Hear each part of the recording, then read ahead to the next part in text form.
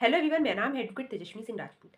देखिए, हम सभी जानते हैं कि अभी तक मोटर व्हीकल रूल्स 1989 चलता आ रहा था और अब गवर्नमेंट ने इसी को चेंज करते हुए एक तरीके से अमेंडमेंट करते हुए नए रूल्स लेके आई है और इन रूल्स का नाम है central motor vehicle second amendment rules 2026। अगर हम बात करें जो पहले 1989 के रूल्स थे, उनमें कुछ स्पेसिफिक ट्रैफिक वॉयलेशंस को लेकर ही लाइसेंस को रद्द या कैंसिल किया जाता था। जैसे अगर हम बात करें ड्रिंक एंड ड्राइव की, फेटल एक्सीडेंट की या फिर कोर्ट कन्विक्शन की, इन सभी को लेकर ही लाइसेंस को रद्द किया जाता था आरटीओ द्वारा। लेकिन अब जो यह नए रूल्स लेकर आए हैं 2026 में, उसके अकॉर्डिंग एक तरीके से इंसान का बिहेवियरल पैटर्न देखा जा रहा है। यानी इंसान का यह देखा जा रहा है कि क्या वो बार बार ट्रैफिक वायलेशन कर रहा है, और इसी को ध्यान में रखते हुए यह जो नए रूल्स आए हैं उसमें अगर कोई व्यक्ति एक साल में 5 या 5 से ज्यादा बार ट्रैफिक वायलेशन करता है तो उसका आरटीओ द्वारा लाइसेंस कैंसिल रद्द हो सकता है। अब क्वेश्चन ये आता है कि ऐसी एग्जैक्टली कौन से ट्रैफिक वायलेशन है जिनको यह साल में 5 या 5 से ज्यादा बार अगर कोई व्यक्ति ट्रैफिक वायलेशन करता है इस कैटेगरी में डाला गया है। तो मैं बता दूं, इन रूल्स में लगभग 24 कैटेगरीज डाली गई हैं, जिनमें over speeding, not wearing helmet, not wearing seat belt,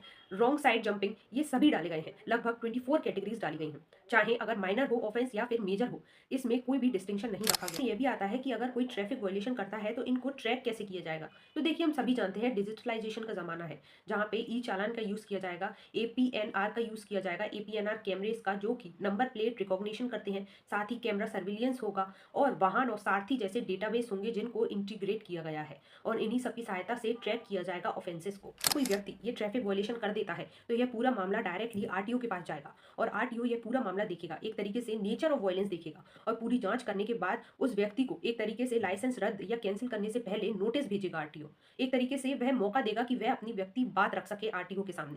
लेकिन मैं बता दूं, आरटीओ के पास ही पूरी पावर है कि वह उस लाइसेंस को रद्द करेगा, कैंसिल करेगा या फिर वार्निंग देके छोड़ देगा। एक तरीके से डिस्क्रिशनरी पावर है आरटीओ के पास।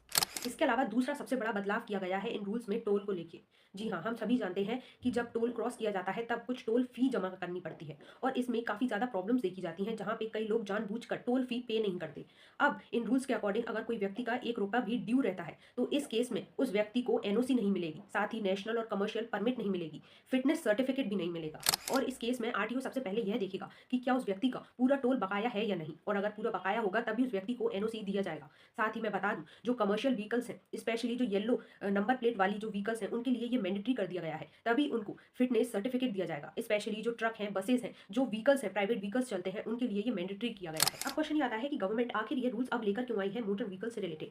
तो देखिए, हम सभी जानते हैं कि day by day road crisis कितने ज्यादा बढ़ते जा रहे हैं, एक्सीडेंट्स कितने बढ़ रहे हैं, और इसी को ध्यान में रखते हुए एक तरीके से गवर्नमेंट बिहेवियरल पैटर्न को चेंज करना चाहती है। जो लोगों की धारणा बन गई है बार बार रूल्स ब्रेक करने की, उसको तोड़ना चाहती है। होप आज की वीडियो आपको इन्फॉर्मेटिव लगी। ऐसी वीडियोस देखने के लिए प्लीज फॉलो सब्सक्राइब तेज को।